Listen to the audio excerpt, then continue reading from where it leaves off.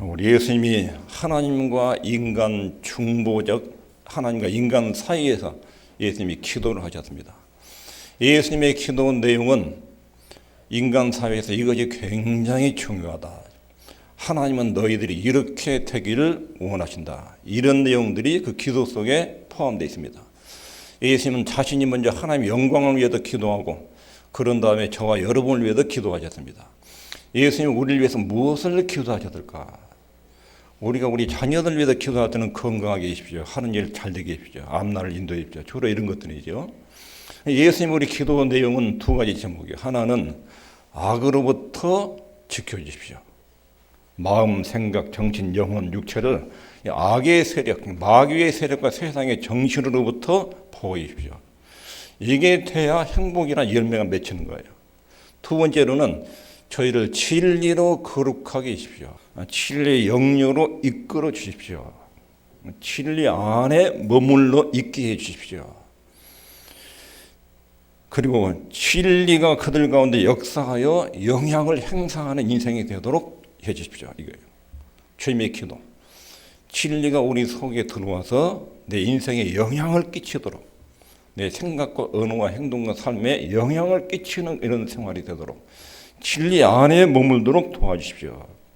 그러면 본질적인 진리가 무엇인지, 진리가 무엇인가에 따라서 우리 거룩한 삶이 결정됩니다. 진리가 무엇인가? 아버지의 말씀은 진리입니다. 아버지의 말씀은 무엇인가? 성경에 기록된 내용입니다. 창세부터 계시록까지 성경에 기록된 내용. 그럼 창세부터 계시록까지 기록된 성경에 기록된 내용 속에 함축하고 있는 진리. 이걸 5가지로 쭉 설명했습니다. 첫 번째 진리가 뭐냐면 하나님에 관한 진리. 성경은 가장 핵심 내용이 하나님을 인간에 알리는 거예요. 우리의 구원은 하나님과의 관계와 연결되어 있습니다. 구원의 본질은 하나님과 올바른 관계입니다. 인간은 하나님과 적대 관계가 형성되어서 죄가 파고들면서 하나님과 적대 관계가 되어 있어요. 이 상태에서는 행복이 없어요.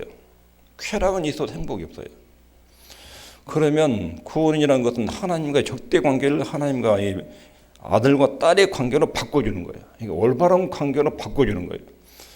이 역할을 뭐가 하느냐? 진리가 그렇게 해요. 진리는 하나님과 우리의 관계를 맺게 하고 교제하도록 해줍니다. 이게 진리예요. 그런데 이 진리에 있어서 하나님을 가장 먼저 알아야 됩니다.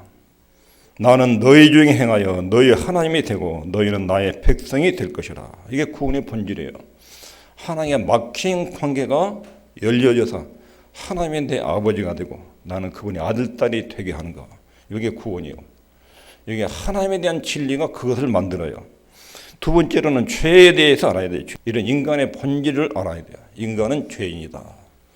그리고 세 번째는 하나님과 인간 사이에 그리스도께서 어떤 일을 하셨는데, 예수 그리스도가 사역을 했는데 그 예수님의 인격과 사역을 통해서 우리가 하나님의 아들, 딸의 신분을 얻었어요. 그리고 신분에 따른 특권이 주어진 거예요. 이런 내용들이 성경의 중요한 주제로 다루어지고 있어요. 이 진리가 우리를 거룩하게 만들어요.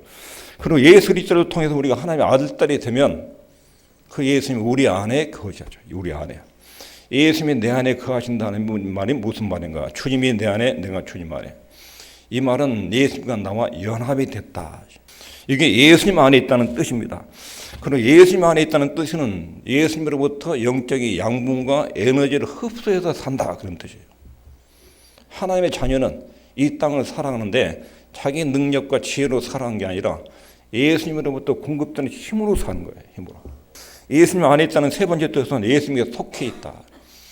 예수님이 소속되어 있어 예수님께 속한 모든 은혜와 축복이 내 것이에요. 예수님이 가지신 모든 재산을 우리가 상속받는 거예요. 이것이 예수님 안에 있다 하는 진리가 우리를 거룩하게 만든 거예요. 지난주에 살핀 내용은 부활 진리. 부활 교리와 진리가 성화에 어떻게 관련되어 있는가. 세 가지를 말씀드렸어요. 우리도 예수님처럼 살아난다. 두 번째는 그렇게 살아나서 하나님 앞에 서요. 지옥 가 있는 사람도 지옥 가 있는 영혼하고 육체하고 결합이 돼요. 그리고 그분 앞에 서요. 세 번째는 그리고 지상에서 살았던 내용을 다 짚고 다 이야기해야 돼요. 그리고 영원한 심판과 형벌과 영원한 천국으로 결정돼요. 이 부활 교리가 우리를 거룩하게 만드는 진리예요. 진리를 저희를 거룩하게 하십시오. 성경 66권 안에 이런 내용들의 진리가 들어있어요. 오늘부터 살필 것은 그럼 이런 진리가 구체적으로 우리 생활 속에 어떻게 적용이 돼야 되느냐, 이 부분이요. 이런 진리들을 어떻게 적용해야 되느냐. 저희를 진리로 거룩하게 하옵소서. 아버지의 말씀은 진리입니다. 이 진리가 끊임없이 적용돼야 돼요. 적용되지 않는 진리는 가치가 없어요. 진리를 깨닫는 것까지 가면 안 돼요. 깨닫는 내용을 적용하고 실천해야 돼요. 그러면 적용하는 방법이 있습니다. 첫 번째가 뭐냐면 믿음으로 산다는 것이 무엇인지 알아야 해요. 따라갑시다. 우리는 보는 것으로 살지 않고 믿음으로 삽니다. 믿음으로 살아간다는 것이 무엇인지, 믿음으로 산다는 내용을 잘 모르는 내용이 두 가지, 헷갈리게 만드는 내용이 두 가지가 있어요. 첫 번째는 진리가 자동적으로 적용된다. 내가 교회 와서 예배당에 앉아있으면 진리가 자동적으로 내 속에 해가지고 내가 거룩한 사람이 되게 만든다. 그러지 않아요. 자동으로 되는 게 아니에요. 믿음으로 사는 첫 번째는 하나님의 말씀을 들어요. 일단 듣는 것이 첫 번째예요. 듣고 깨달아요. 깨달은 내용을 실천하고 적용해요. 자동적으로 진리가 적용되지 않는다. 이게 첫 번째 믿음으로 살아가는 장의 첫 번째 요소고, 두 번째로는 자꾸 체험으로 가려고 해요. 체험으로. 성화는 어떤 체험 감각이 아닙니다. 성화는 자꾸 교회 다니면서 뭔가를 느끼려고 그래요. 뭔가를 보고 체험하고 환상, 현상, 뭔가를 경험을 하려고, 경험을. 내가 뭔가를 보고 느끼고 경험해 하나님 뜻대로 살지, 이런 쪽으로 자꾸 생각을 하려고 그래요. 항상 눈에 보이고 뭔가 무슨 현상이 일어나고 그래야 내가 말씀을 따라 살지, 이렇게 생각하는 이 사고 자체가 잘못된 거예요. 믿음으로 사는 것은 그게 아니에요. 믿음은 항상 하나님의 약속과 말씀을 들으면 거기에서 내가 생각하고 반응을 보는 거예요. 반응을. 그게 믿음으로 사는 거예요. 체험과 경험이 없어도 믿음의 삶은 언제나 적용하는 거예요. 듣고. 예수님이 도마에게 하신 말씀은, 도마가 나는 내 눈으로 예수님을 보고 내 손가락으로 그분의 옆구리를 만져보고 여기 못자국을 만져보기 전에는 안 믿겠다. 나는 봐야, 경험해야, 체험해야 믿겠다. 이런 태도를 취했죠. 주님이 일주일에 나타나서 딱 도마를 딱 보고, 도마야, 너는 나를 보고 믿느냐? 꼭 경험을 하고 체험을 하고 믿으려고 하느냐? 보지 않고 믿는 자들은 더 복되도다. 하나님이 이렇게 말씀하셨다. 그럼 믿는 거예요. 이렇게 사는 것이 하나님 뜻에 맞다. 그런 경험 오기 전에, 뭔가 신비한 체험이 오기 전에 그냥 그렇게 적용하고 실천하는 거예요. 이게 믿음으로 사는 거예요. 진리를 적용할 때 첫 번째 원리가 믿음으로 살아간다는 의미예요. 믿음으로 산다는 것은 하나님의 말씀을 듣고 실천하고 적용하는 것입니다. 실제로 이것이 뭘 의미하는지 믿는 진리를 먼저 알아야 돼요. 알려면 들어야 됩니다. 듣거나 읽어야 돼요. 듣거나 읽고 나서 그 다음에 그것을 믿고 받아들여야 돼요. 이게 하나님의 뜻이다, 하나님의 말씀이다, 이게 딱 인식이 되면 받아들여야 소용. 하나님의 뜻은 맞기는 맞는데 내 형편에 그렇게 살 수 없어. 거부예요, 거부. 믿고 수용해야 돼요. 하나님 말씀하시면 그 말씀이 맞다, 수용해야 돼요. 그리고 그들 끊임없이 생각해야 돼요. 끊임없이 반복적으로. 여기 있겠습니다. 시작. 이와 같이 너희도 너희 자신은 죄에 대하여는 죽은 자요, 그리스도 예수 안에서 하나님에 대하여는 산 자로 여길지어다. 어떻게 이런 진리를 생각해 가야 되는가? 믿음으로 산다는 거, 하나님의 말씀을 듣고 깨닫고 생각하고 실천하는 거, 이 진리를 어떻게 해야 되는가? 첫 번째는 성경을 읽는 거, 성경 읽는 거. 여러분, 성경 읽을 줄 모르는 분들은 핸드폰에 다 아들딸들 해주라고요. 꼭 누르면 다 성경이 나와요. 졸졸졸 읽어줘요. 성경을 듣든지 읽으셔야 돼요. 성경 읽는 것은 아주 좋은 일입니다. 성경 읽는 것은 하나님 말씀과 친숙해지는 것입니다. 그런데 그 이상이에요. 성경을 읽는다는 것은 그 속에서 진리를 찾고 읽고 배우기 위해서 읽는 거예요. 하나님의 뜻이 무엇인지 정확하게 알고 실천해야 되겠다. 이러기 위해서 읽는 거예요. 하나의 특별한 뜻을 찾아야겠다. 자녀 문제 교육이 생겼다. 그리고 건강의 위기가 왔다. 경제적인 타격이 왔다. 이 시대에 어떤 숙제가 왔다. 성경이 뭐라고 하는지, 성경이 어디에서 뭐라고 하는지 늘 읽어놔야 위기를 찾아하면 그 부분을 찾아볼 수 있어요. 나같이 똑같은 상황에 처한 사람이 성경에 있는데 그때 그 사람은 어떻게 이 문제를 풀었는지 잘 살펴보는 게 읽어봐요.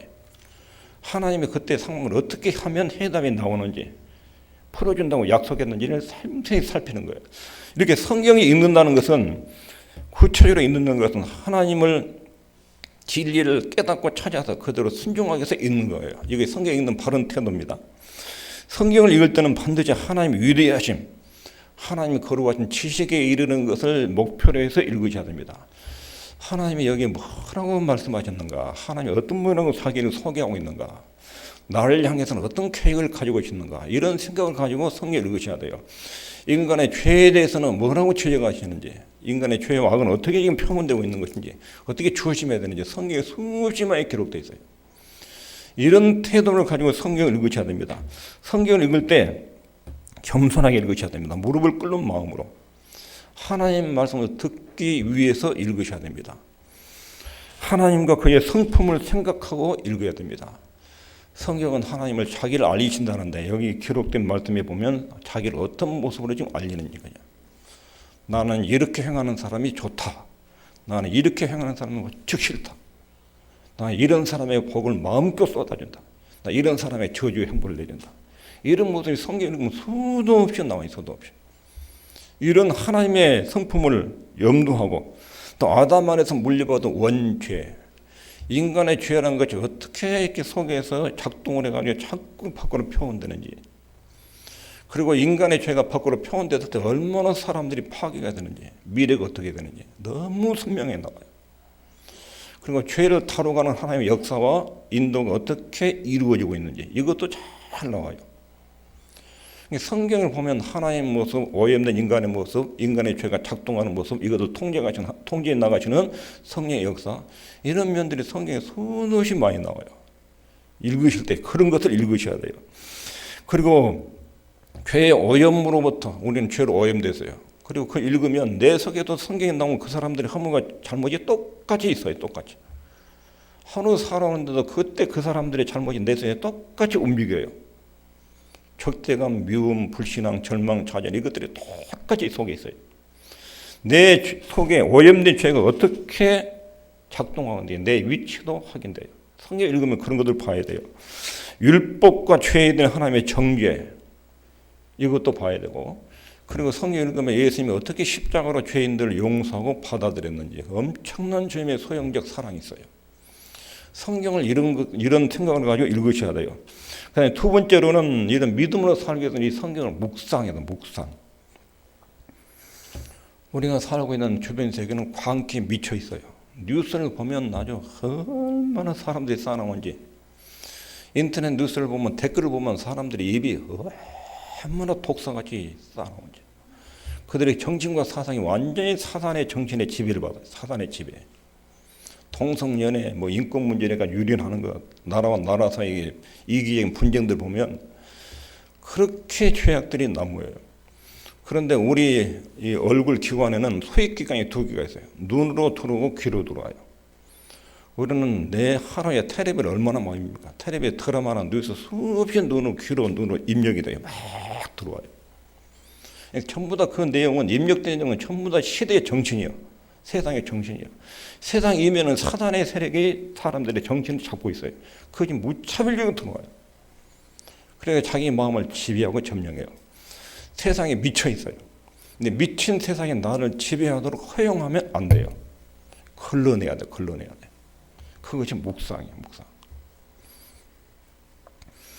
그런데 요즘에는 이 일들이 많이 단축됩니다. 단축돼. 기계들이 발달되고 일이 단축돼요. 근데 성경을 읽을 시간이 없고 묵상할 시간이 없다는 거예요. 그러니까 하나님을 묵상하고 성경 묵상할 시간 대신에 다른 생각들이, 잡다한 생각이 그 사람의 정신을 딱 잡고 있어요. 그러니까 미친 세상에 같이 흘러가요. 교회도 떠내려가 같이. 시간이 물이 손에서 빠져나가듯이 아침에 눈 떴는데 벌써 자요. 다 빠져나와요.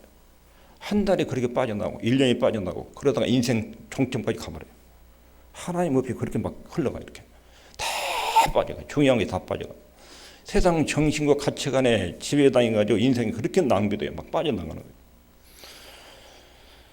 묵상의 여유가 없다는 거예요. 하나님 말씀을 읽고 생각할 여유가 없다는 거예요. 사물을 보거나 사건을 보고 그거를 깊이 본질을 생각할 시간적 여유가 없는 거예요. 인터넷 뉴스로, 핸드폰으로 아침에 일어나자마자 텔레비에서 뉴스부터 봐요. 핸드폰 뉴스부터 봐요. 하나님 앞에 엎드리지 않아요. 그분의 음성을 듣지 않아요. 그리고 이런 미친 세상의 사람들의 정신과 생각을 딱 장악을 해요. 사람의 행동은 둘 중에 하나예요. 생각에 영향을 받죠. 하나는 하나님의 영향을 받아가지고 말하고 행동으로 나오고, 하나는 세상적 생각에 의해서 행동이 나오고, 우리는 이 두 가지 영향을 받아요. 그런데 묵상을 안 하면 사물을 바라보고 본질을 볼 때 깊이 생각을 못 해요. 어떤 가정에 위기가 왔는데도 위기의 본질과 이면을 못 봐요. 겉모양을 보고 막 난장판을 만듭니다. 그러므로 우리는 진리를 마음속에 회상해야 됩니다. 묵상하는 데 실패하면 삶이 실패됩니다. 하나님 말씀을 깊이 생각하고 실천하고 훈련해야 됩니다.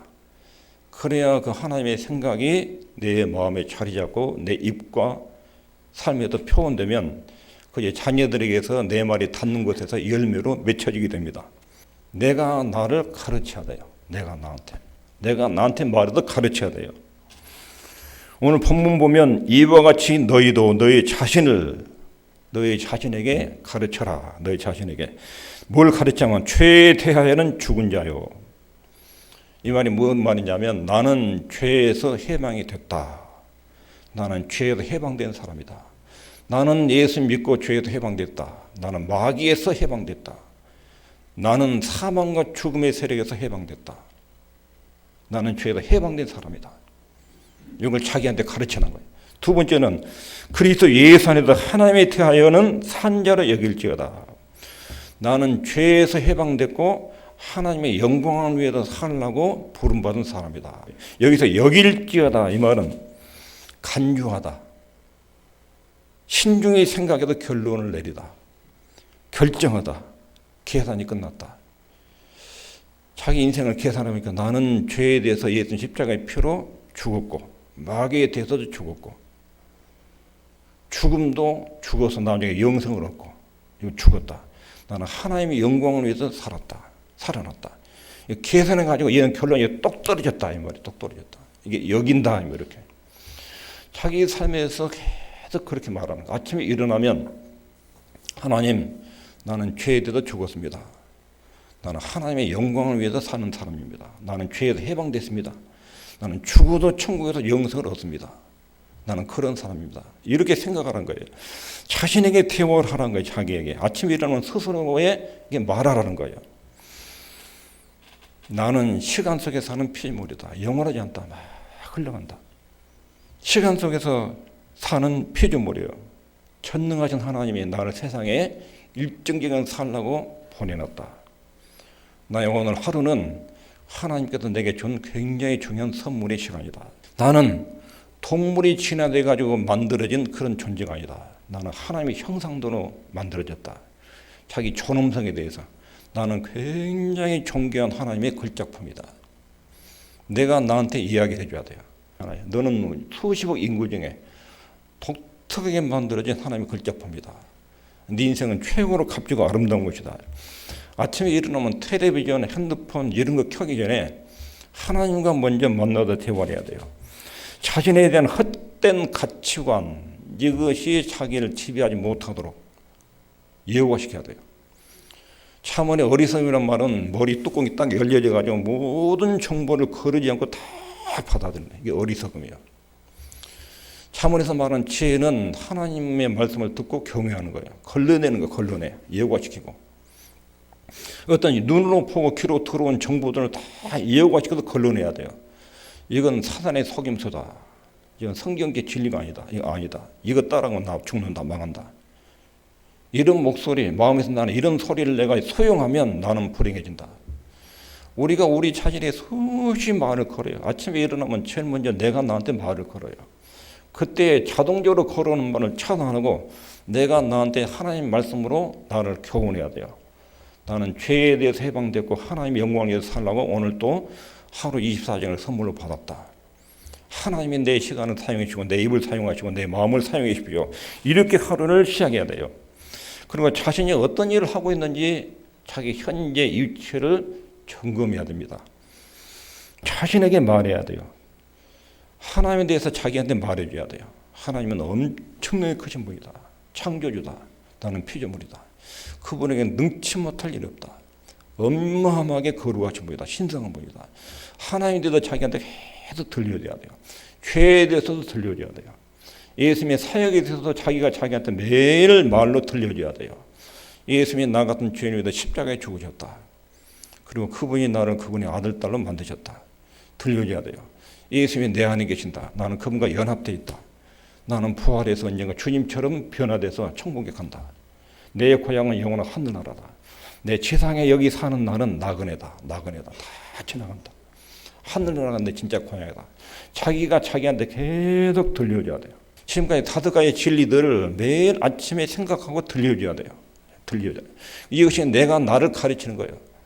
자기가 자기한테 말씀을 들려주는 거예요. 이것이 묵상이에요. 묵상. 바울이 로마서 6장에서 이와 같은 방법으로 말씀을 전했어요. 우리는 하나님과의 관계를 맺고 있다. 우리는 그리스도 안에 있다. 이것은 내가 죄에 대하여 죽고 하나님에 대하여 살았음을 뜻합니다. 아침에 영적으로 딱 일어날 때 몸이 건조하게 깨어나기도 하고 은혜에 충만하게 깨어나기도 합니다.